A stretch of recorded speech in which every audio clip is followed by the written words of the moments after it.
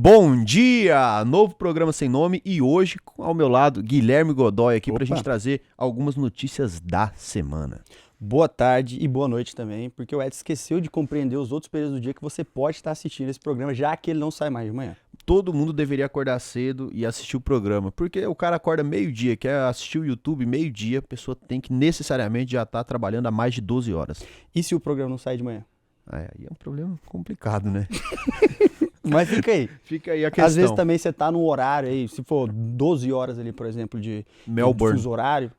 Tem o nosso Irã querido Hudson aí, Irã grande Hudson. Irã Hudson. Abraço pra você, Irã Hudson. Um abraço de motoqueiro. E seguimos aqui com quem? Desaprovação do Lula chega a 57%, o pior patamar aí desde o início do governo. E a gente tem também outras notícias que a gente vai trazer aqui, a eleição que teve ali na Coreia do Sul, Trump com Musk ali, Divorciaram. meio desentendendo ali, né? E muitas outras coisas que a gente vai falar hoje no programa. Esse programa não chama Soco Matinal, Não. é outro nome, então peço que vocês ajudem aí nos comentários. Mas principalmente, nesses comentários, esse programa a gente quer responder algumas perguntas, então perguntem coisas aí também. Então um abraço aí também para todo mundo e começamos aí falando sobre essa pesquisa da Quest e da Genial. Quest Genial, mesma empresa, né? Quest Genial, que coloca aí o Lula com 57% de desaprovação. Godoy, por que, Godoy? Quais são os fatores que levaram a isso? Cara, veio caindo bastante, né? Desde janeiro ali, desde que começaram a querer fiscalizar o Pix, né? Disseram que não iriam fiscalizar o Pix, na verdade, que aquilo lá era só para entender mais como estava sendo aquela... Foi, mas não ia. Exatamente, como a maior parte das coisas que o governo veio fazendo nos últimos tempos, né? Então, isso veio acontecendo, simplesmente eles colocam alguma coisa e retiram. Coloca e retira. Que isso, mano. Toda vez é desse jeito. Que eles isso? vão... Calma, você tá entendendo Não, errado. Aí, o que aconteceu?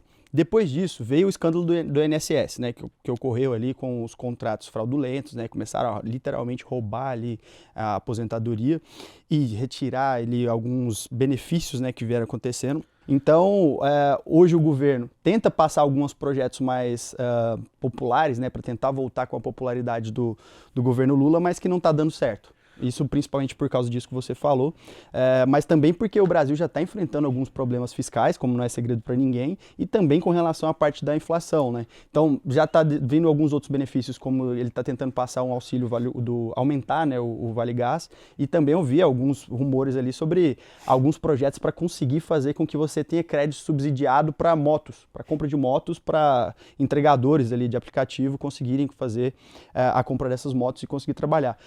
Todos esses projetos não são malfeitorias, né? Se você parar para pensar na essência desses projetos, são projetos que viriam de bom grado para a população brasileira, mas que na sua essência poderiam ter aspectos inflacionários ou que poderia vir também em contramão com o que principalmente ali o Galípolo vem tentando controlar no Banco Central, ou alguns outros projetos ali que vão conseguir fazer com que a gente tenha mais problemas lá na frente. No curto prazo pode vir com uma benfeitoria, mas lá na frente a gente colheria frutos negativos com relação a isso. Me permitiria uma explicação do que é o que está acontecendo com o Banco Central e com o governo, nesse sentido, essa queda de braço, mas uma explicação assim para uma criança reborn ali, que não tem uma capacidade cognitiva muito alta? Sim, Beleza. Claro. Então, imagina comigo o seguinte, pessoal. Existem duas formas de você fazer uma política monetária, uma expansionista e uma contracionista. A expansionista libera crédito, ela joga dinheiro no mercado, faz com que a economia aumente a circulação da moeda também. Só que isso gera também mais inflação e outras coisas. Então, em alguns momentos, o governo ele deveria contrair a economia e em outros momentos ele deveria expandir. Para contrair, você aumenta a taxa de juros, você faz open market, um monte de recursos ali que o Banco Central e também o governo pode fazer, tanto fiscal quanto monetário. Nesse momento, o Banco Central está aumentando a taxa Selic, ou seja, ele está contraindo a economia, ele está freando, falando, pessoal, para de contratar, para de movimentar um pouco a economia artificialmente, porque a gente precisa segurar a inflação. Beleza. Esse é um movimento que o Banco Central está fazendo, ele está freando. Só que o governo está tentando acelerar para ganhar a eleição. E aí você vê esse movimento duplo, onde o Banco Central freia, o governo acelera e o Brasil não sai do lugar. Então esse é um problema. É um descompasso, né? Muito grande. E aí você pode ver que não é uma exclusividade brasileira, porque quando você olha lá para os Estados Unidos é a mesma coisa. Aquela queda de braço entre sempre quem está querendo mais recurso, mais disponibilidade de crédito, que obviamente vai gerar cada vez menos desemprego, vai começar a fazer com que você tenha mais acesso e gere, obviamente, ali uma produção ainda maior, ou seja, aumento de PIB. Todos esses fatores que são benéficos ali para a popularidade de um presidente. Então, lá nos Estados Unidos está acontecendo a mesma coisa. Toda reunião que tem do Fed, através do FONC, para decidir alguma coisa na taxa de juros, o nosso querido Trump ameaça demitir como se diz, o Manuel Serginho Groisman, lá do Banco Central norte-americano. Então, isso aí é bem comum entre um momento que você está tendo pressões inflacionárias, você precisa de uma redução ali da disponibilidade, da liquidez na economia, e quando isso acontece, geralmente você gera uma contração do produto, e essa contração do produto ela é impopular. E olha uma outra coisa dessa notícia que é interessante para a gente ir pegando, olha que interessante, existe a popularidade, existe a governabilidade. E aí eu tenho um exemplo muito bom para se falar. Por exemplo, o Lula, ele tinha a popularidade no início, né, ele, mais de 51%, não é à toa que ganhou a eleição, e também tinha a governabilidade, ele tinha ali o Congresso aliado ali com ele no início do mandato. Só que hoje a gente vê ele perdendo a popularidade, que é a relação com a população, e a governabilidade, que é a capacidade de passar leis no Congresso, a capacidade de ter boas relações ali com os outros dois poderes, né, o Executivo, o Legislativo e o Judiciário. Dessa forma, ele perde a governabilidade. E olha que interessante, será que o que a gente precisa, governabilidade ou popularidade? Depende, porque a popularidade faz o presidente ser eleito no nosso sistema presidencialista. Só que ao mesmo tempo a governabilidade é o que faz o presidente conseguir governar. E aí a gente lembra do Temer. Eu nem falo, não é falando bem ou mal, mas o Temer, ele tinha uma popularidade ridícula. Ele tinha 4% de aprovação em um determinado momento. Ou seja, tinha 4% de pessoas que falavam que ele era bom. Só que para ele não importava tanto pelo fato de que ele não ia ser reeleito e ele tinha uma alta governabilidade. Ou seja, mesmo com 4% da aprovação, ele conseguiu passar algumas reformas que são estruturais. Por exemplo, a reforma ali trabalhista na época. Estava articulado ali. Ele era articulado, ele conseguia governar junto com os parlamentares, junto com o Congresso, junto com toda a classe política, né, bancária e tudo mais. Então, olha que interessante, sempre quando a gente pensar em um próximo governante, a gente pensar em alguém que tem popularidade, mas que também tem governabilidade. Porque só assim a gente consegue passar reformas estruturais para realmente girar essa chave aí desse déficit que a gente tem, desses problemas estruturais do e nosso mexer país. nessas cadeiras cativas também, né? Que a gente há muito tempo vê aí dentro do Senado, dentro da Câmara dos Deputados. Nunca muda nada e a gente quer um resultado diferente, né? Então já está na hora de começar a olhar para isso também. Então é isso. Primeira notícia aí, vocês veem claramente que isso é um programa sério, esse é um Sério, programa sem que piadinha. não tem risada, inclusive tinha pessoa rindo aqui antes, já foi mandado embora todo mundo, Exato. sobrou só pessoa séria, porque nesse programa a gente agora, um canal cresceu, Sim. né, com um canal grande a gente não pode fazer piada, então inclusive Léo Lins aí, que o diga, né, então vamos agora para o CAD, né, que é a prova aí, a incorporação da BRF, da Marfrig, inclusive lá no canal do AVP Agro, tem um vídeo especial lá, vai sair no domingo, só sobre isso. Quem gravou? Eu, aqui ó. Ó, fala dele. Fala dele. Tá trabalhando, hein, Ed? Tô trabalhando. Que isso, pô, cara. Fala Cuidado, dele. você vai ficar rico assim, cara. Gol, tomara, né? Tamo aí lutando. E ó, o CAD, o que é o CAD primeiro? Aquele conselho de administração, né? Que ele faz ele organiza para que não tenha monopólios, organiza para que essas fusões, aquisições entre grandes companhias do mercado não aconteçam de uma maneira onde uma canibaliza a outra, onde haja uma desproporção que prejudique todo mundo. Mas será? Isso. Só que aí a gente tem uma incorporação entre a BRF e a Marfrig, né? Só pra então... Os caras falam assim, não, a nossa função é barrar ou liberar. Assim, se o cara fala assim, pô, acho que esse par vai ficar muito concentrado nesse mercado, não, tá de boa. Deixa eu concentrar, não. Não, beleza. Aí você vai pegar duas empresas, vai deixar que as duas se juntem e se torne a quarto maior empresa do mundo de proteína, não é? Beleza. Sendo que a primeira é a JBS, que é a maior. Então, porra. Não, mas beleza, vai ficar concentrado. Não, normal. Dá pra vender. E aí você pergunta, por que aí o controle do preço do gado, né? Quando fala da arroba, né? Sempre quando a gente pensa em arroba é 15 quilos de carne, né? Ou seja, 15 quilos ali de uma vaca. E aí uma vaca tem mais ou menos 22 arrobas. Então, esse controle, sempre que você vai pensar num preço, uma arroba hoje tá R$312. Inclusive, a gente faz hedge, viu? Se quiser saber sobre hedge, alvpagro.com.br. Então, uma arroba, ela é preço de oferta e demanda. Só que oferta e demanda por carne é comida. Todo mundo tá precisando, exportação do boi China e tudo mais. Só que a oferta, existiam 3 grandes pessoas que podiam comprar, que era a JBS, a Marfrig e também a BRF. Agora a BRF Marfrig vai virar MBRF, deixando bem claro aí que eles não conseguem escolher um bom nome. Nome ruim. Porra, que nome ruim, porra. MBRF. E aí, o que você pode falar aí, Godoy, sobre essa grande fusão aí? Cara, isso que você trouxe já é a síntese de tudo isso que vai acontecer durante esse mercado, né? Fica um problema para todo mundo aí que consome carne, tá? Então vocês que consomem carne aí, vai ficar mais caro, porque à medida que o mercado começa a ficar cada vez mais monopolizado, fica muito mais fácil, né? A galerinha do JBS fala assim, vamos ali na galera da MBRF para conversar com eles e falar assim, a partir de agora a gente vai começar a vender a carne a tal valor. Você precisa se organizar, não só para se aposentar, mas para ter uma juventude boa, ou uma velhice mesmo. Eu vou te recomendar que você abra aí alvp.com.br, clica no botão preencher o questionário, me conta um pouco sobre como está a sua vida financeira. Se você ganha mais de R$ 4.500 por mês, eu mesmo vou te ensinar a criar uma carteira de investimento, a se organizar com relação a isso. Então pode ir lá, clica no botão faça sua análise de perfil, preenche o questionário, que eu vou te ensinar a investir no Brasil, vou te ensinar a investir nos Estados Unidos também, na Europa, em diversos lugares por meio da nossa própria plataforma. Então vale muito a pena você preencher aí, porque mesmo que você faça todas as aulas, né? Raul, eu te conheci agora, me mandaram esse vídeo do WhatsApp, a galera tá querendo que eu aprenda, que eu me organize. Mesmo que você ainda não tenha conhecimento nenhum, ou que você tá começando agora, eu consigo te ensinar. E se você fizer todas as aulas e não aprender a investir, se falar pra mim, Raul, não funcionou, sou meio lento com isso aqui, não rolou pra mim, eu te devolvo 100% do seu dinheiro. Então, eu só quero o seu dinheiro se isso aqui te ajudar. Lembra disso. Mas eu não te conheço, como é que eu vou saber? Pode pesquisar nosso nome no Jus Brasil, pode pesquisar em Reclame Aqui, pode pesquisar com seus amigos, pode pesquisar na internet de modo geral, você vai ver que a gente sempre tá como a melhor escola de investimentos do Brasil há vários anos já. E agora você vai ter 4 grandes players no mundo, né, principalmente ali que vão dominar, que pensa para você fazer um tipo de cartel, algum conluio ali, fica cada vez mais fácil. Virou a OPEP da carne. Gostou dessa, né? Eu ia fazer uma piada ruim, mas eu vou não. Então tá, beleza. E aí, com isso tem ali a Tyson e a Smithfield. Nossa, 2 nomes bonitos ali que são dos Estados Unidos, né? Que são as 2 maiores produtoras de carne fora do Brasil, né? Então o mercado, geralmente, ele é controlado por 2 países, os Estados Unidos e o Brasil, né, no que tange ali a distribuição de carne para o mundo. E agora, cara, eu vejo com maus olhos. É a mesma coisa quando a gente pensa, quando o CAD está começando a votar ali aquela possível aprovação de uma incorporação entre a Azul e a Gol. Aí a gente já tem somente praticamente, né, 3 operadoras de voos comerciais no Brasil, aí você começa a passar para somente 2, e aí a passagem aérea ficando cada vez mais cara, e aí os preços ficam sempre na mão de cada vez empresas que são ineficientes, né?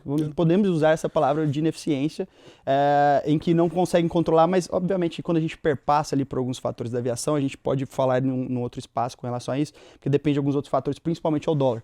E isso que também impacta na produção de carne, né? A gente entende que a grande parte desse mercado consumidor também vai ter que comprar em dólar, né? Exatamente. A exportação para a China, né, ainda, de certa forma, é dolarizada aí. E olha que interessante, né? Quando a gente olha para esse tipo de fusão, a gente volta até a alguns conceitos de economia, de correntes filosóficas que são interessantes. Por exemplo, tem muita gente, até na minha juventude aí, né? Eu estava ali como se tivesse 50 anos. Flertando com o anarcocapitalismo, né? Porque, tira o governo não deve existir, você deve só as empresas. Bonitinho. Se isso acontece, o que acontece? Acontece isso, tudo vira um monopólio. Por quê? Uma empresa grande come a outra, e aí se não existir um mínimo de regulação ali para não ter oligopólios e monopólios, você acaba tendo somente uma empresa fornecedora de alguma coisa. E aí, hoje você vê o tanto que existe uma teoria da ferradura, né? Que o quão longe você é em um espectro, você fica mais próximo ao seu inimigo, entre aspas, né? Então, o cara mais à direita possível, ele fica muito próximo a um cara de esquerda, sabe? O cara mais religioso, ele fica da mesma forma que um cara muito não religioso. Então, essa é uma teoria interessante, que é a da ferradura, né? E quando a gente olha para isso, né? O anarcocapitalismo, quando ele quer acabar com o Estado, para não existir Estado, ele fica exatamente igual ao comunismo, que ele não quer, entre aspas, ter o Estado. Primeiro teria um socialismo, onde o Estado pegaria tudo, né, e depois o Estado deixaria de existir. Então os dois vêm a ser parecidos. E o que a gente quer? A gente quer exatamente o contrário de todos eles, né? A gente quer literalmente um liberalismo, onde a gente consiga ali ter menos Estado. O Estado, ele está somente nas coisas mais importantes, que ele não pise em cima das pessoas para arrancar imposto, como eles fazem até hoje, mas esse tipo de coisa como o que o CAD deveria fazer e que não fez, talvez, aí é uma discussão muito mais complexa até a respeito da Marfrig e da BRF, ela serve justamente para mostrar que se deixar totalmente solto, também tem esse problema aí de fazer alguns oligopólios. E aí a gente vê onde que isso vai impactar. Vai impactar principalmente em pecuaristas que precisam vender o seu boi ali tendo poucas opções de venda, e quanto menos opções a gente tem, maior existe um controle de preços, e esse é o problema. E pensa também, a gente tem outro problema quando a gente fala principalmente nessa parte de abastecimento de mercado interno, que é a pressão do dólar, né? À medida que o dólar se torna cada vez mais alto, o mercado interno ele vai encarecer por alguns outros fatores. O primeiro vai ser porque vai ser muito mais vantajoso para esse produtor vender lá para fora, porque o dólar está mais caro. Ele, por muitas vezes, pode ter o seu custo aqui atribuído ao real e a sua receita a dólar. Então, a margem da empresa acaba aumentando do que se ela abastecesse aqui o mercado. E, obviamente, com cada vez menos produto disponível no mercado brasileiro, a tendência é que o seu custo aumente por causa dessa disponibilidade. E quando a gente vai olhar agora pelo outro ponto, pode ser que alguns desses fatores venham de fora. Então, esse já é mais voltado para a agricultura, né? Quando a gente vai pensando para fertilizantes e alguns outros aspectos. À medida que o dólar também sobe, ele começa a impactar no custo diretamente disso, que vai ser repassado para os consumidores aqui no mercado brasileiro. Então, realmente, a gente pensar em algumas estruturas que te protejam dessas variações cambiais, como o Edson já trouxe aqui um hedge, alguma coisa, vai fazer total sentido para isso, vendo que grande parte desse mercado consumidor brasileiro, ele é abastecido por pequenos agropecuaristas. Né? E olha, uma coisa interessante aí, vamos resumir o que é um hedge em menos de 41 segundos, né? Um hedge é o seguinte, imagina que um produtor, vai lá. Um produtor ele precisa necessariamente ali vender uma arroba de boi, eu preciso um saco de soja, eu preciso vender um saco de milho, um saco de café ou até travar em dólar. Só que isso varia, né? Ou seja, eu posso comprar um bezerro ali e o preço tá alto e na hora de vender o preço tá baixo. E aí eu produzi, eu fiz a engordada, deu tudo certo, mas na hora de vender a commodity em questão tá muito cara ou tá muito barata. E aí eu perco nessa variação. O que o hedge faz? O hedge, através bem feito, bem organizadinho, através de uma call, uma put, uma estruturada, a gente consegue aqui na OVP fazer com que o agricultor, o pecuarista ou o industrial, ele pague um valor pequeno, que é um prêmio, para fazer uma operação financeira onde ele trava o preço. E aí, travando o preço ali, ele não consegue, ele não tem essa variação. Então, é tipo um seguro de preço, um seguro de alta, um seguro de baixo. Então, se você quiser saber mais, alvp.com.br ou alvpagro.com.br ou vem aqui no comentário e fala, eu quero fazer hedge. Aí o Lucas tá aí, o Lucas vai fazer um negócio aí. Aí, beleza. Boa. Então é isso. Essa notícia importante. Acho que só mais uma coisa que é passar para a próxima notícia. Vamos. Né, porque eu ia falar alguma coisa, mas eu esqueci. Então vamos para quê? Donald Trump e Elon Musk. O fim do casamento. O fim do amor. Ah, cara, que tristeza, né? Eu fico, porra. Quem ficou hoje eu nem triste dormi. aí hoje? Hoje eu não dormi, Não cara. dormiu? Eu acordei suando, no gelado. É por isso que você tá com esse negócio roxo aqui? É, soco matinal, né? Entendi, beleza. Mas, cara, que tristeza que eu fiquei ali. Pô, cara, eu vi lá o Elon Musk todo chateadinho com o Trump. Depois que ele foi fazer o quê? Foi tirar os benefícios pra empresa dele. Aí ele ficou chateado, cara. É aquela assim, frase, pô, a né? gente era amigo, cara. Eu não sou todo mundo. Exatamente. Então, sabe... pô, o cara ficou chateadaço. Qual que foi o projeto? Ele está tentando passar ali, né, uma reforma tributária fiscal gigantesca lá nos Estados Unidos. E aí, o que ele quis fazer? Tirar $7.500 de isenção para quem compra carros elétricos, que obviamente vai impactar diretamente na Tesla.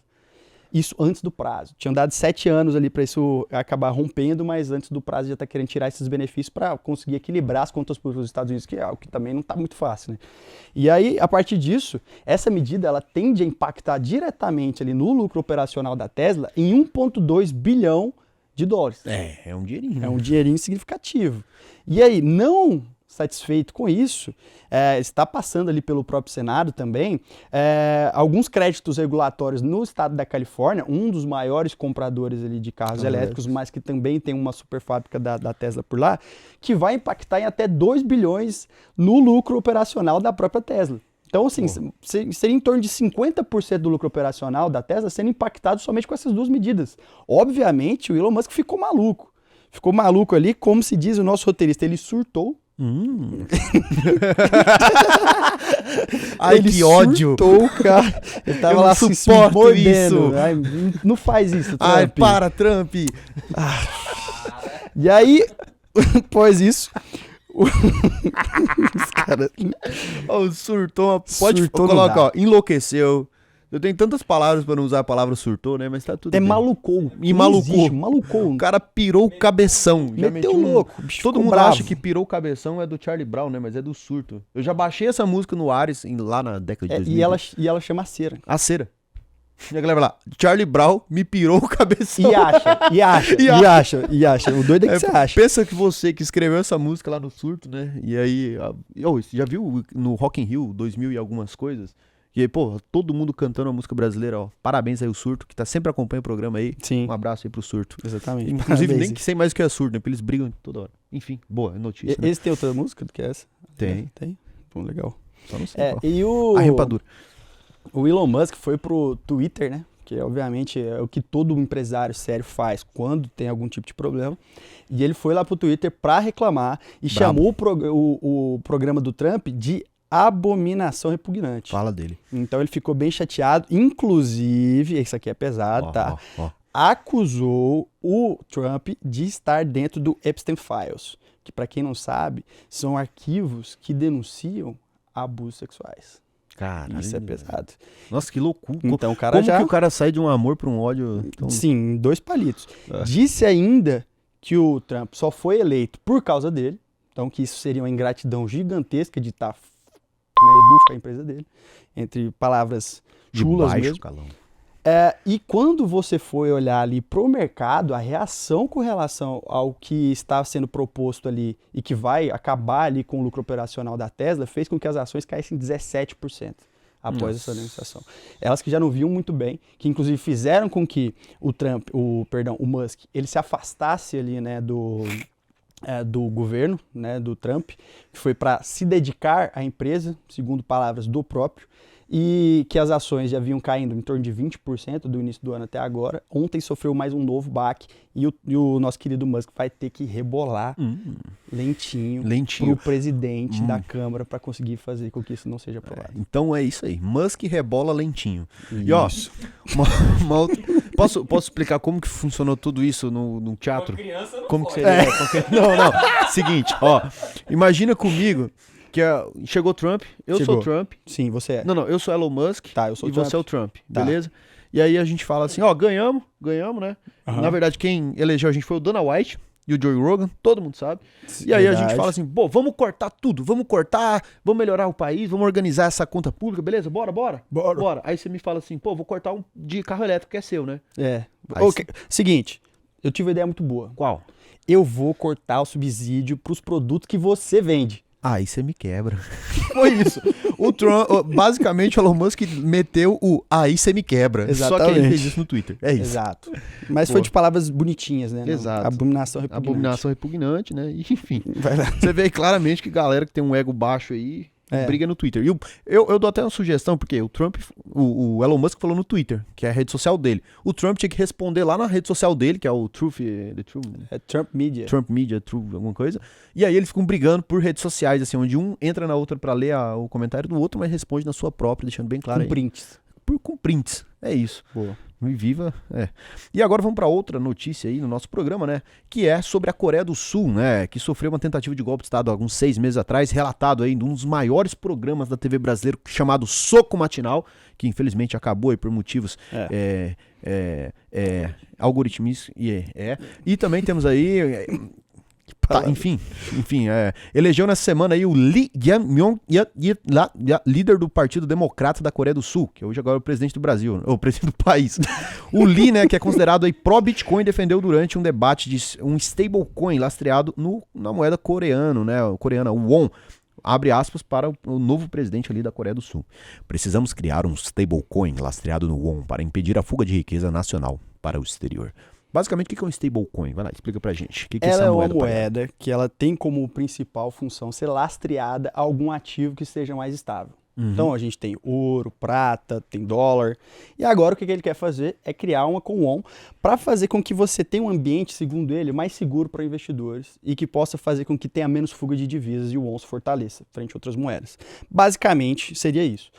Além disso, né, ele trouxe ali que vai fazer com que uma parte do fundo previdenciário, que é o da nossa querida Coreia do Sul, seja investido em Bitcoin. Então, dos 884 bilhões que eles têm disponíveis, eles querem bilhões de dólares, tá? Eles querem deixar uma parte disponível ali para investir em Bitcoin, para até mesmo que fazer com que jovens construam patrimônio e planejem o seu futuro com Bitcoin.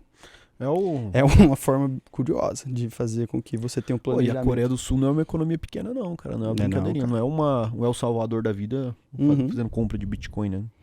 E eles já têm isso na própria política deles, tá? De investir em Bitcoin. Quando a gente vê que 16 milhões de pessoas investem em Bitcoin no país. É um terço da população, cara, pra você ter noção.